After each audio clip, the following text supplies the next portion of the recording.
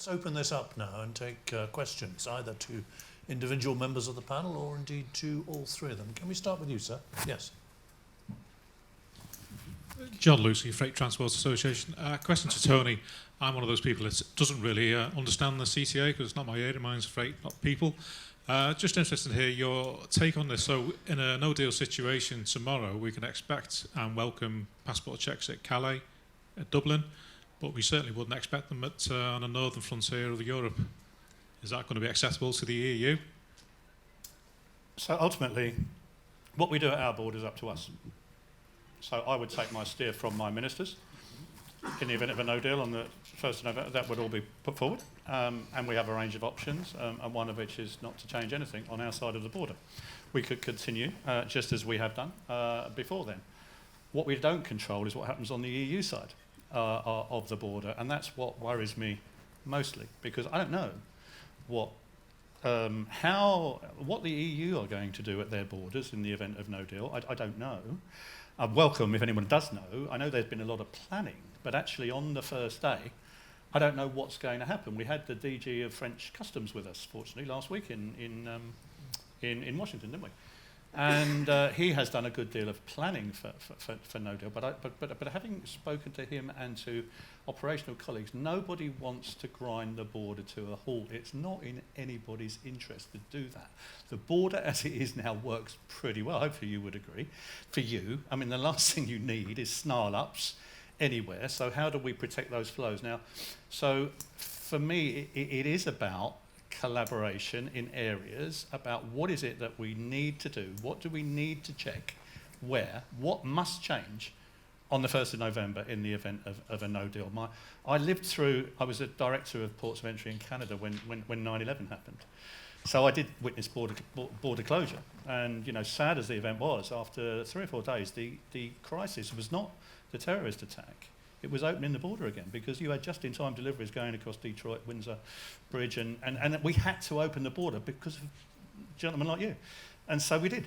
We found a way to do it. And I have no doubt, myself, actually, if we do get to that point, the market forces will drive the border open again in certain circumstances. We don't want to get to that point, though, do we, really? I mean, it'd be really good if we get to a point where actually we can get some kind of an agreement beforehand, and so that we can agree that all these flows that rely so, I know you guys rely so much on, can continue to flow whilst we implement alternative arrangements. But, yeah.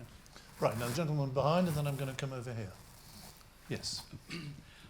Edgar Miller, could I just follow on from what you were just saying? If we do it FTA Article 24, then we have the time, and the 2 to 3 years you talked about this morning is, no problem.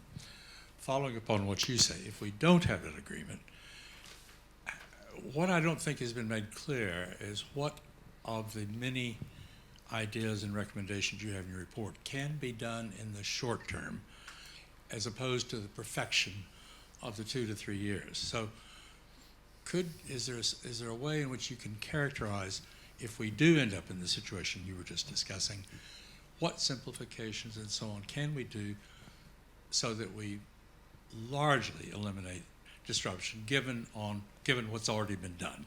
Okay. Do you want to say something on that, each of you? Sure. From the technology perspective, I think the first important thing is to get as much continuity as we have today. So if we're using traces and products like that, then wherever possible, we need that continuity in the first instance.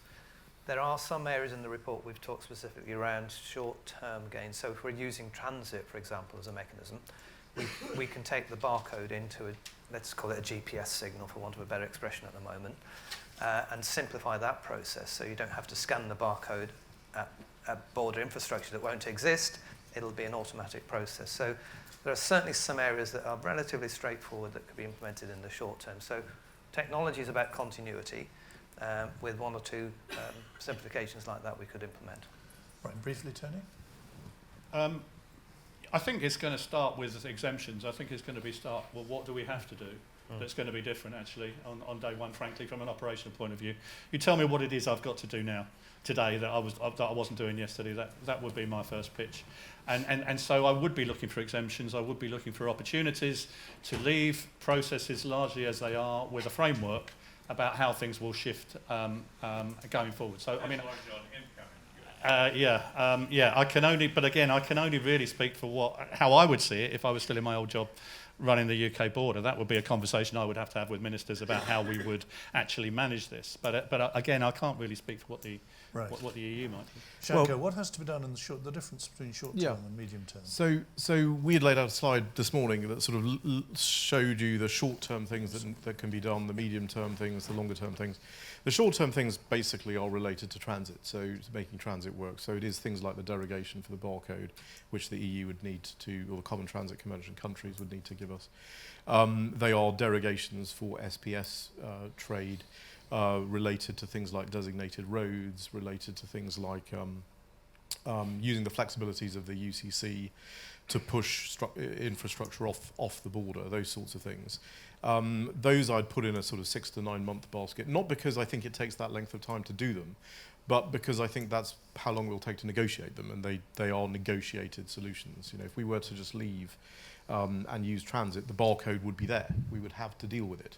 And we couldn't deal with it because it requires an office of transit at the border. So therefore there has to be a derogation. Therefore we have to agree that with the EU. It's not a difficult thing. It's not a massive derogation. It's the direction of travel of everyone. You know, everyone in customs knows that officers of transit don't really care about the barcode, but the fact is it's there, it's in writing, it's in the law, it has to be agreed.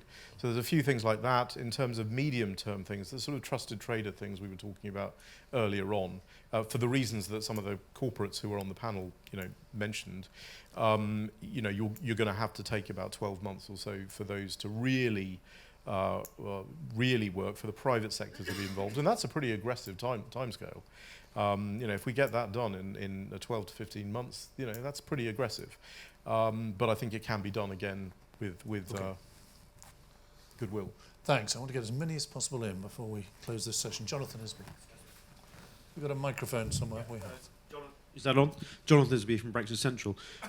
Perhaps a kind of big picture question, given this final session of the day, aimed at Shanker, though perhaps Nikki might want to address it in her concluding remarks.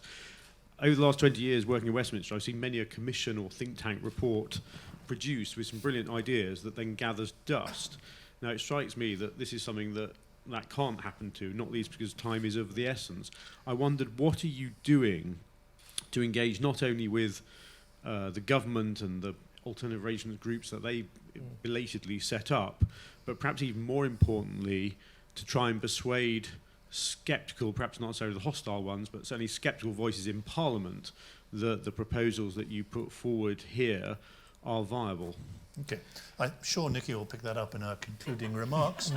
But do you want to have a stab at that, Shanker? Because you have been interacting with government and indeed with a large number of my colleagues, so some of that work has been done. Yeah. I would say that when we initiated this thought, this idea, really towards the end of April. So it's not very long from then to a 202-page report with 50 parliamentary commissioners and 25 members of the technical panel, plus multiple visits to Northern Ireland and to Ireland, and engaged at least 50 different stakeholders. So I think that's just a way of saying that you can actually do things quite quickly if you want to. But I would say with respect to parliamentary engagement, those 50 parliamentary commissioners come from, we have many of them here today, come from all across, as Greg said earlier on, the ecumenical spectrum. They come with all kinds of views about what they want the future economic partnership between the EU and the UK to look like. But I think they all came together very quickly on this, including yourself, Sir Michael, because they really recognise this is a problem that needs to be solved. And I think we've got quite a lot of goodwill. What we need to do is maintain momentum, and we will be having an alternative arrangements protocol that will come out in the middle of July that I think will be quite useful.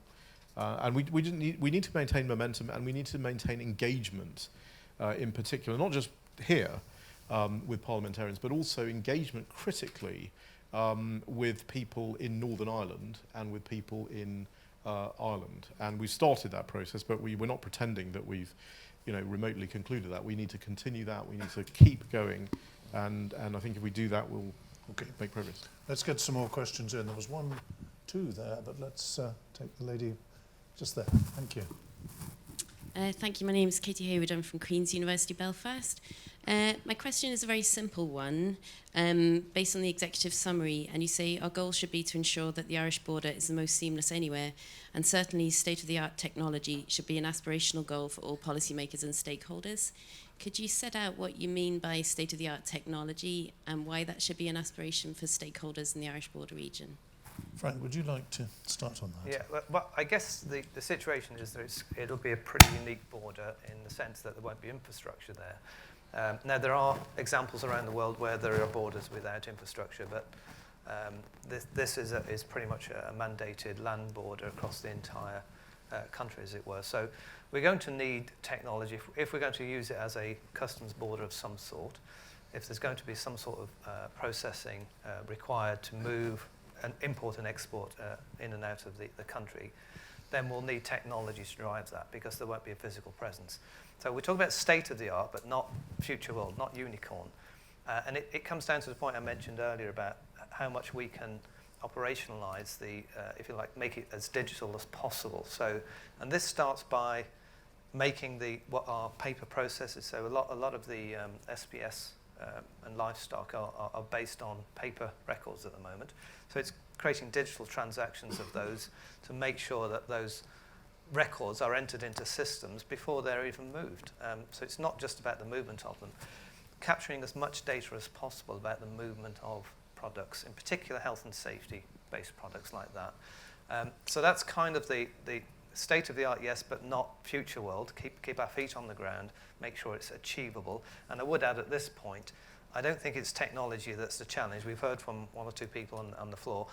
It is about adoption of that technology. It's about minimizing the impact on the community and on traders as well. So to make it as simple as possible to use and as easy with as less impact as possible. So where possible, creating a benefit. What technology you're talking about specifically? So first of all, the first step is make it as digital as possible, which means any manual processes and forms become systems-based, as it were. So we're actually entering them into systems, removing as much paperwork as possible.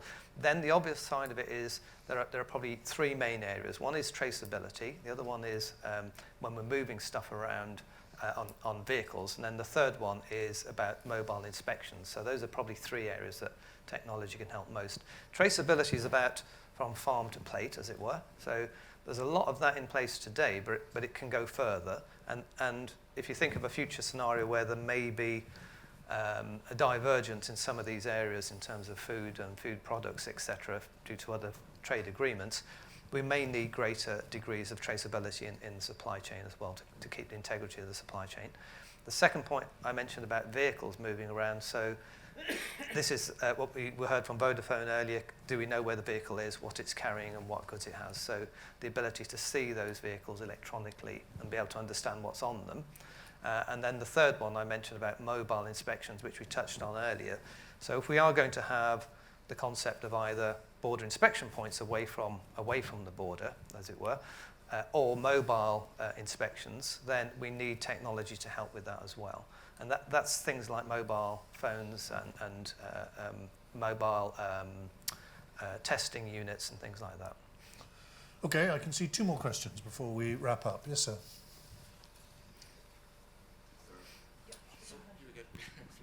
Sorry, John Peet from The Economist. It's been a very interesting day, and my only comment on it would be it's a shame we didn't start doing this 3 years ago. My other general comment, though, is that you're making quite a big ask, not just of this country, but much more importantly of both Dublin and Brussels, trusted traders, border inspection posts, exemptions, deemed equivalents, single epidemiological unit, and so on. And I think, as you've already conceded, certainly Shankar did, that would require a lot of trust, collaboration, goodwill on their part. And my question is, how easy is it going to be to generate that trust and collaboration when you have on one side political leaders talking about the desirability of going for a no-deal Brexit, and on the other, you are rejecting the one fallback position that has already been agreed between Brussels and the UK government, which is the Irish backstop? Who'd like to start on that? Nice, easy question to finish. I've got one more. Well, it is the most important question, which is how do we rebuild trust? And you know, in one of the conversations we had with a senior Irish politician, rebuilding trust on the island of Ireland and with the UK is absolutely imperative, because it has broken down over the last 2.5 years. So I think the way you rebuild trust is engagement. And I think one of the things that we've suggested here is it's not always about trying to figure out how do we solve this particular problem. I think we actually have to have a holistic solution which also says how do we actually improve the economies of Northern Ireland and Ireland? How do we, that's why we've suggested these special economic zones, not just for the border issue, but actually to generate some economic value and jobs in the area. And I think it's going to require UK parliamentarians going out much more frequently than they currently do to Northern Ireland. It's going to require UK politicians to engage much more with their colleagues in Dublin, which again does not happen. And hasn't happened for quite some time. And I think it's also going to take people of goodwill who genuinely want to find a solution. And in our discussions in Northern Ireland and in Dublin and elsewhere in Ireland, there are lots of people who, in my view, genuinely want to find a solution. And I think if we all come together and try to do that, then we will improve. And simply by working together on some of these things, you're working together on a project, you start to rebuild that trust. So that's not the perfect answer, but you've got to start somewhere. And there isn't a perfect answer in hindsight. Obviously, we should have made a much more generous offer to the Republic of Ireland immediately after the referendum. That was the country was going to be most affected by our exit. But there we are. Now, we're going to take one more question before we finish the session. I think there was a question at the back. There was. This actually may be a bit of a narrow question for finishing the session on. I was actually going to ask Frank about, is it one of the major problems, kind of reliability of data? And you sort of touched on it when it comes to traceability, but you have this issue where the people who pack the goods know what's in it. And you have several intermediaries in the process who often are responsible for submitting a declaration, and that information might not actually match, and often doesn't match what's in there. And crucial, if any of this is really going to work, is to actually improve the reliability of that. And there have been proposals that have been issued, about a decade ago, that have not gone anywhere. Just a question of how likely do you think some of those proposals are, and do you have solutions to try to improve that? I had one quick point on no deal, which is that there is a security exemption in the GATT, which the UK can definitely use to exempt from borders, but the EU could use it as well. As far as I can see, for the short term, there isn't a reason why that couldn't be used in Ireland. But thank you. Yeah, Frank. It's another really good question. And it's a challenge that exists today, both in terms of long sea, so stuff that is shipped from China to the UK or to the EU. We have to trust that they put in the container what they said they would do, and we do very little checks on those products, unless they're mandated, etc. So there is a lot of trust in the system today, and the only way to really improve on that is to improve on the trusted trader regime. So what we don't want to be doing is stopping those things at the border and inspecting. They'll find another way of doing it anyway. And that's not typically how we find fraud and smuggling these days. So you may have heard in the news there's about £1 billion worth of cocaine was found in transit recently in America and some in Spain. It wasn't found by a customs officer opening the container. It was found by counter surveillance and market surveillance, etc. So we've got to move towards the trusted trader models, the tiered scheme. We've got to look at checks and audits away from the border so that we know that we are confident that those people, those traders, are doing the best they can to put the goods that they say they are in that vehicle and incentivizing them to do so. And part of that is, of course, the seamless border is rewarding trade by allowing it to move through the border as smoothly as possible. It's a global challenge. There isn't an easy solution, but visibility, I keep coming back to visibility through technology and data, will help us find that, because we'll have the data there that says, you actually said you've shipped all of this stuff, but I can only see this. Where is it? So transparency will help and encourage that. That's All right, thank you. Now we've got to close this session and allow Nikki to come up here and formally close this conference and explain some of the next steps that flow from it. But thank you for your questions, very good questions for this particular panel, and my thanks to the 3 people on the panel. I hope you'll join me now in expressing your appreciation. Thank you. Well done, chaps.